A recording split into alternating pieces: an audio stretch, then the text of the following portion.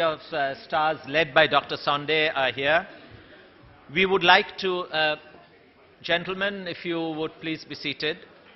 Dr. Sonde is going to take a technology master class, and the subject, as I understand, is making the conventional out of the unconventional. Dr. Sonde is the Chief Technology Officer and Executive Vice President, Research, Innovation and Technology of Thermax, a person who is very, very well known in the field of renewable energy. So, may I request Dr. Sonde to please take over and address us. Thank you.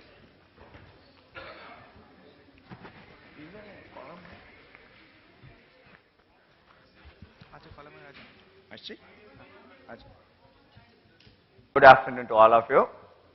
I know that after this marathon, 2.5 hours of first session, close to a lunchtime, conducting this so-called technology master class is going to be challenging, and I've been also warned that I must make it brief. So I think brief means 15 minutes should be all right, because it's supposed to be 35 minutes. So it is for me to be innovative how 35 minutes what I'm going to be taking as a master class has to be cut down to 35 minutes, which would mean that I would not go as per the way that I had planned to make a detailed presentation on this technology master class. So these speeches should be also taken out of my timing, Chairman. Yeah, of course, most certainly. These are technology challenges. Yeah.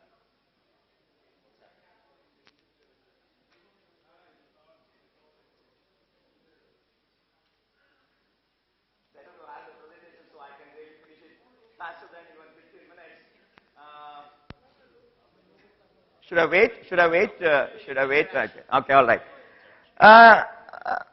Actually, I like this concept of a master class. Let me take a minute on this definition of a master class. Normally, when I was looking at this master class is conducted by the masters in music, art, and sculpture. You know, that's the way this master classes happen. And I'm happy that energy technologies is finding a place on parallel to the music and art and sculpture. Because as divine this music and art and the sculpture is, where you go on searching, the artist goes on searching for what is it till the end of his life, same is the case with this so-called energy, the Shakti. I mean, we working as a scientist started with the nuclear energy, went to the coal, and now working on the renewable energy sector from purely a government sector to a private sector. Every day it amuses me, what is this new technology? We talked a lot of things about the policies, the sustainability, the regulator, the finances and everything. But please understand, my dear friends, the underpinning of all this thing, sustainability, will remain on the human intellect, the supreme human intellect, to find solutions. Therefore, when we actually talk about this sustainability in a very narrow scale, when it has been proved by CERN that the whole humanity started, the bang took place about 13.13 billion years, and there's going to be huge cosmic sustenance which can happen to this entire world. Talking in a very small sense, maybe I think we are not realizing the power of human intellect connecting to the universe. Maybe I'm appearing very abstract at this point in time when I say this.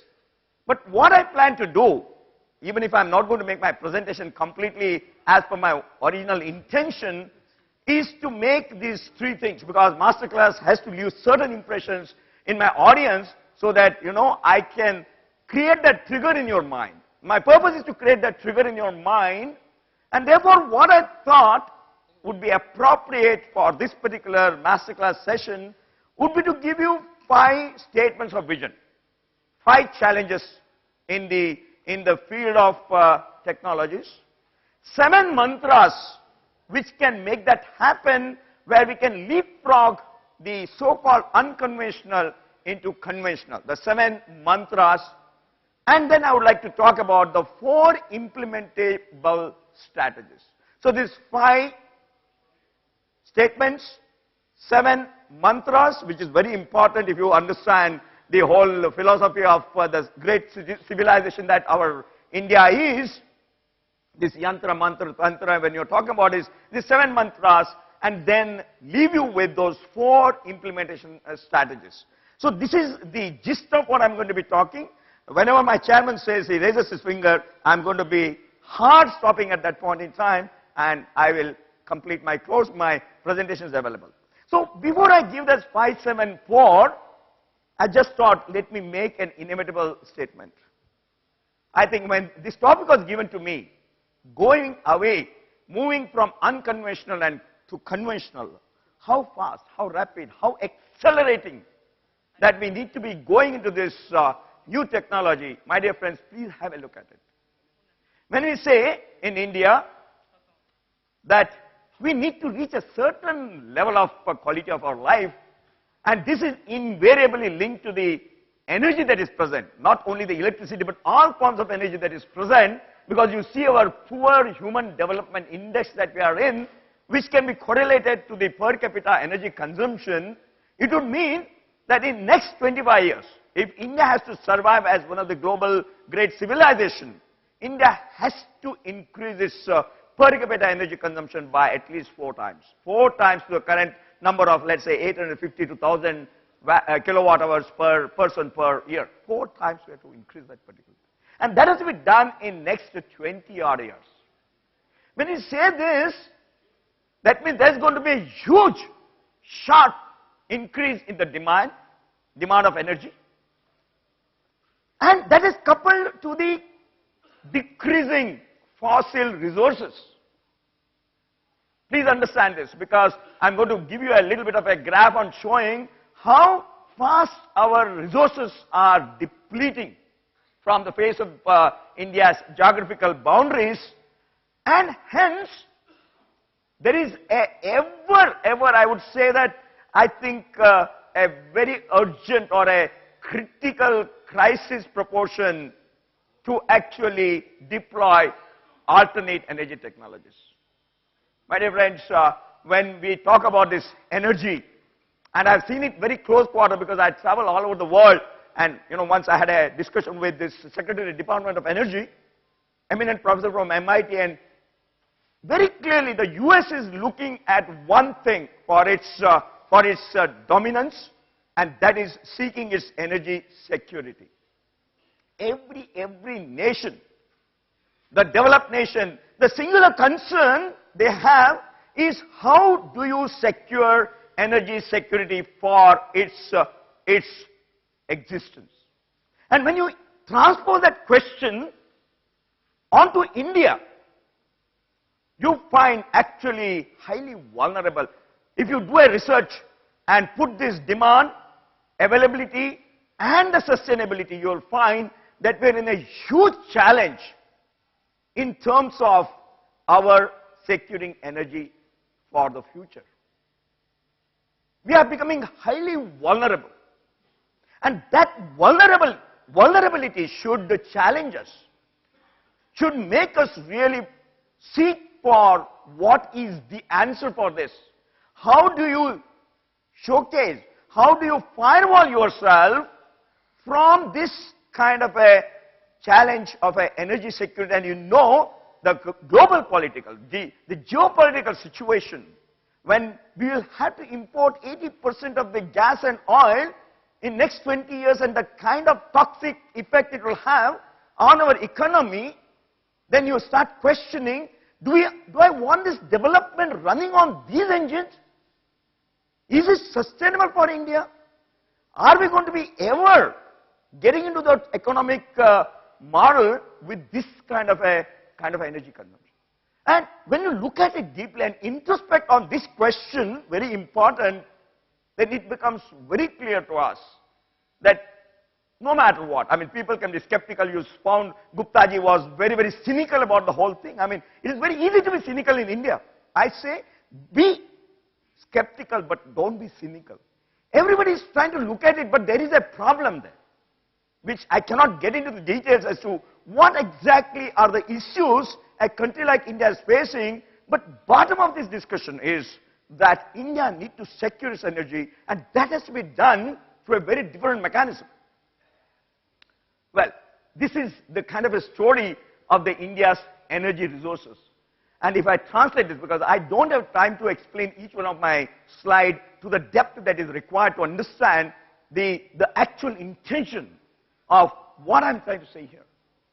If you look at this, in next 40 years, mind my words, in 40 years, we would have depleted all the resources. If I assume that we are going to be consuming, give me some consideration that maybe not 1,000 units, maybe 1,500 units per person per year, and take that to a 1.2 billion population, you'll find that all these resources are going to be consumed in next 40 years, which would mean in the lifetime of most of the people who are assembled here.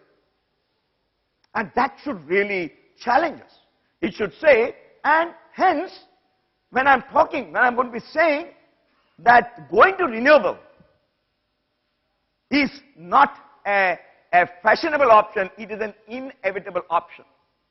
The faster that we are able to move from the current fossil to the renewable, and I'm writing an article with Professor Sukatme in Nature, which will come maybe in a very distant future, is that India can sustain 100% of its energy requirements on renewable alone. Some of you may challenge this question, and some of you may ridicule me in making that statement.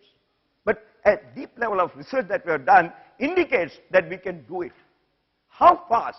How do we rapidly accelerate and scale up these renewable energy technologies is the question. And that's probably the fundamental to this masterclass message that I want to leave it with you. I don't want to talk about the climate change because climate change is the third angle in this triangle of demand and fossil fuels coming down, and the third angle is the climate change angle into this particular thing. So now comes my statements which I made. So we could challenge ourselves with the following 5 questions or 5 statements of vision, which I want to leave it with you. Each one, there is a supporting thing why I am making those statements. Number 1, can each of 600,000 villages inhabiting 800 million of us in India have its own power and other energy needs?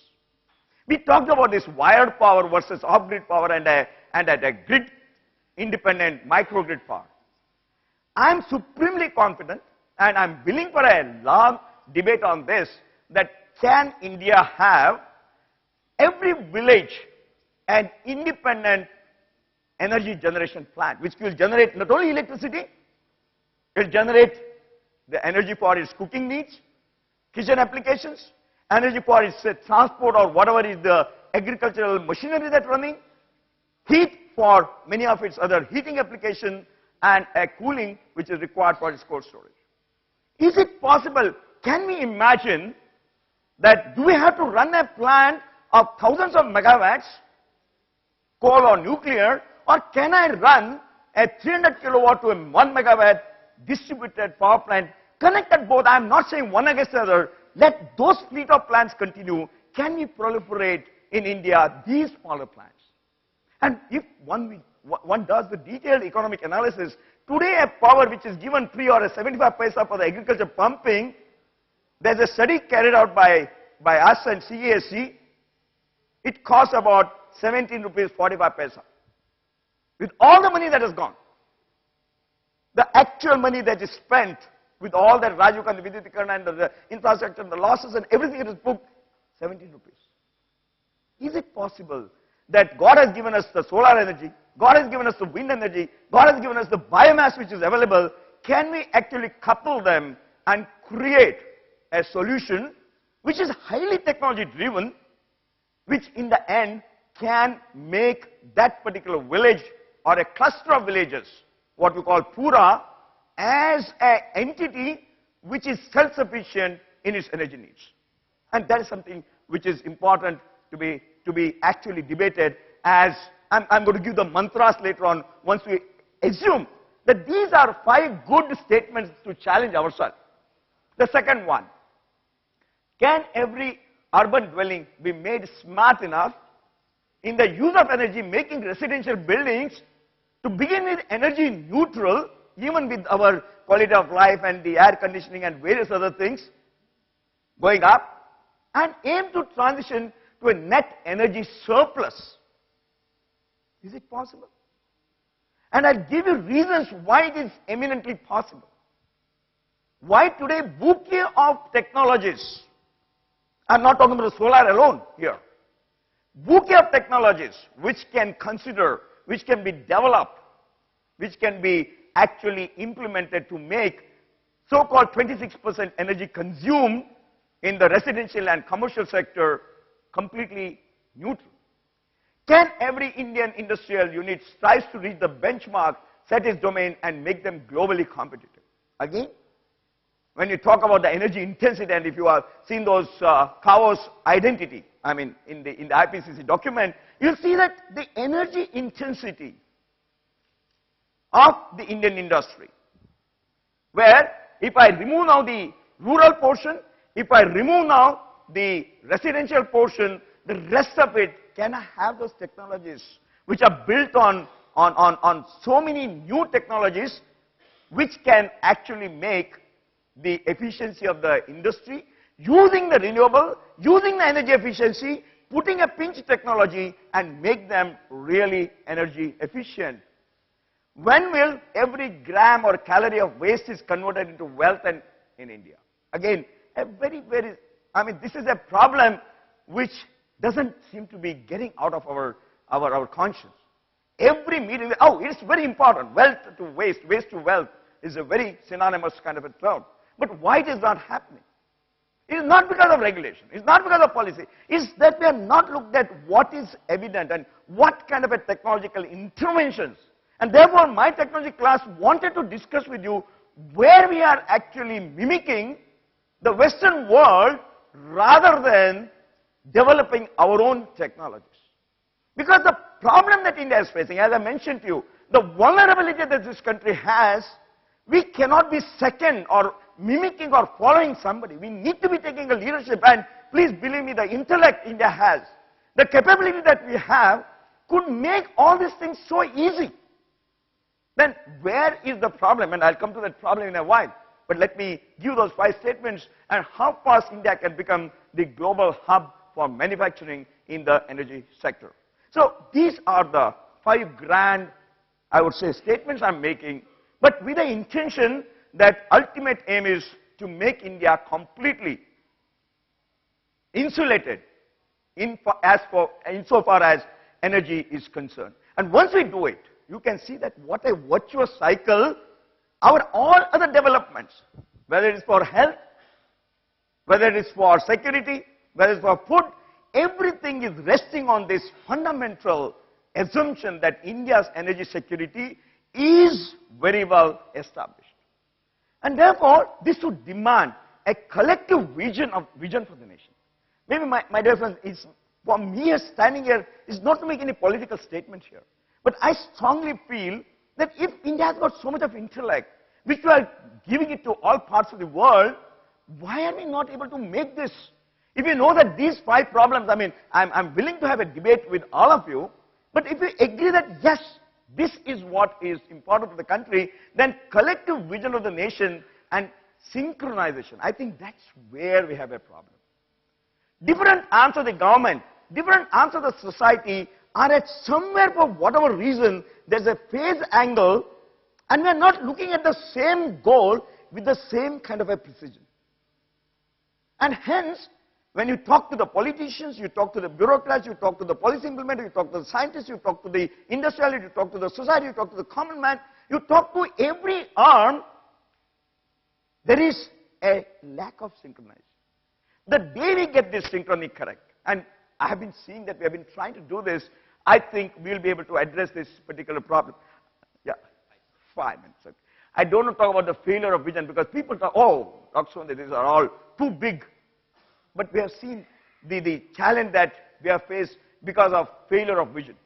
I mean, when Lord Kelvin said, I mean, the ultimate God in thermodynamics said that heavier than air flying machines are impossible, And just 2 years later, Flight brothers flew the aircraft.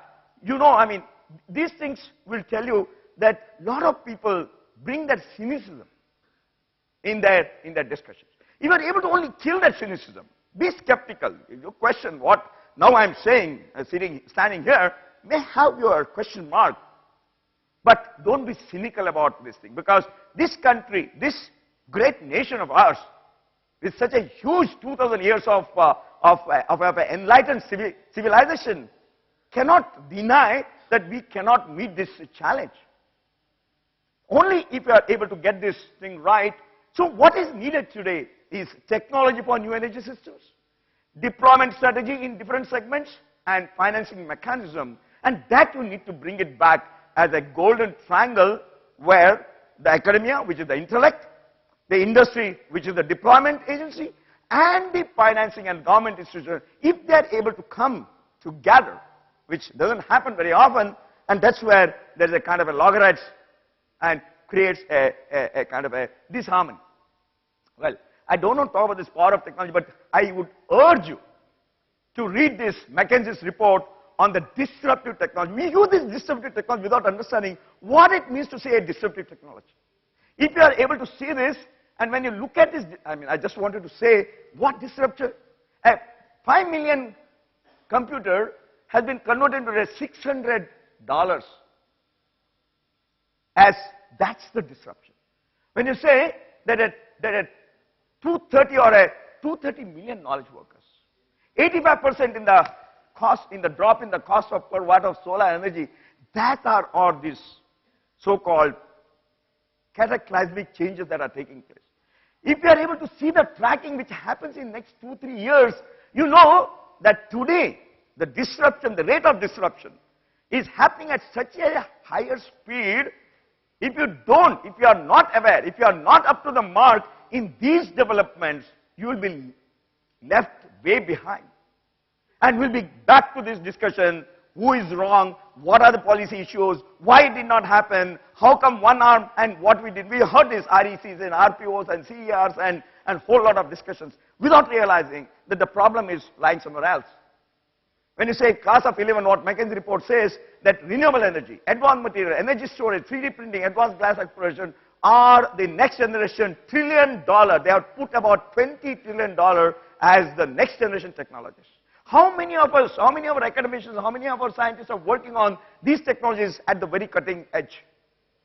Well, I will complete the 7 mantras and then close it. Actually, this is the start of my topic. My mantras is solar, biomass, wind, geothermal energy technologies. From 250 kilowatt, I have done this experiment. I have done this experiment in a place called Shive, which is about 40 kilometers from Pune. My conviction was that solar is available. God has blessed this tropical country with plenty of solar. Quality of solar may be a questionable mark, but I'll not worry about that, because today technology can take up any one of these quality issues. And if I'm able to couple that solar with biomass and put wind and geothermal, I find that I can generate the cheapest power in every hamlet of this country. And I'll give an example of what we have done. Grid-independent net energy buildings and communities. Today, polygeneration facilities, the heat pumping technology, the nanomaterials, the issue of biological interventions in terms of using this kind of a anaerobic system with the enzymatic process, even for a lignocellulose materials, is such an easy thing. Today, please, don't diverge from what are the developments that are taking place in the multiple disciplines, and if you are able to bring that up, you know what we can do. Industry develop energy, environment, water, that's the third mantra, pinch technology for a grant integrated concept in the industry. We are doing this. Working on a waste to energy conversion technology. It's a big topic. Again, it's a technology driven topic. Mitigation of India's oil and gas deficit, because I said 80% of our energy will have to be imported, which is going to put a huge stress on our already stressed economy in terms of the current account deficits. You'll find we can do it. Energy storage technologies and strong backbone in manufacturing all these technologies. So my dear friends, we have to accelerate from various levels. I will just give you, this is the plant that we have built in Shive village. It's about a 500 kilowatt plant. and it has been able to generate about 1.8 million units. It is today in that village, I just want to share this particular thing. The village population is about 3,800. Their energy requirement is about 180 kilowatts. Out of 3,800 population, about 1,500 have migrated to Bombay and doing a different coolie job there. The moment this plant was set up, this was set up by us along with the Department of Science and Technology and IIT Bombay and IIT Kanpur, we found that 50% of the population which has migrated had slowly started coming back to that village. So this is the small change. When you make it in your own backyard by these technologies, you'll find that dramatic changes happen. Now what we have done, now this is again, I cannot tell you what is that we have built this. It has been referred by the international community. I mean, there were 25 nations came to see this particular facility. What we have done, using locally available biomass, agro residue, and the solar, using those anaerobic processes and a concentrated solar thermal to do this. And there are a huge amount of developments. I'll just go to this. There are developments on the grid independent system, multiple sources, polygeneration facilities, fuel cells, solar PV technologies, and various things. I think simply I don't have time to go to these developments, but I'll come to the concluding part in a while. Again, waste to wealth solutions. I mean, we're working again on what is that is required on the waste to wealth solutions. It is to go away from new materials. Look at this advanced power generation cycles. The supercritical CO2, the organic Rankine cycle. The organic Rankine cycle of a 1 megawatt will be sitting on half of this particular table, as compared to a 1 megawatt steam cycle with all that condensing and a 1.5 meter blade design. An organic Rankine cycle, which enhances the power generation, goes to this particular development. Well, I'll now come to the concluding part. So, my dear friends, today, let us not divorce our thinking that every problem has a solution in technology. I would like somebody to challenge this statement. Power of technology. It's only when we are deprivated from the technology, we look at all the other solutions, because we are ignoring the fundamentals which are very important. Today, there's a non-linear sequence. This is important. I want to communicate this to you. It is not those old days where science happens, after 10 years science, something happens in technology, after 10 years, something happens in engineer, and 40 years, you'll get a product. Today, it has to happen like a Moore's law in instantaneously. Because that's the kind of a power of information and knowledge which is available, and couple that information and knowledge with your wisdom, with the intellect, I think you can make it happen. Penicillin, you see discovery, invention is light bulb, innovation is retail store, and we are unfortunately in the Pasteur's quadrant. I think you must have heard this Pasteur's quadrant. We are in this fourth quadrant, in a very, very derogatory fourth quadrant. Where we have to be? There has been debate in the Pasteur quadrant, where your science is great, but the impact of the science on the society is even greater. That's the ultimate level. And do we have these capabilities? Once we have these capabilities, I'm sure, my dear friends, sky is going to be the limit. India, once it realizes this power, I think we can always see what we can do to prevent domination by the Western world. Like, we talk about hydrogen. I mean, I wanted to talk to my former colleague talking about the fusion hydrogen. Why do we need fusion? When there's a simple way, artificial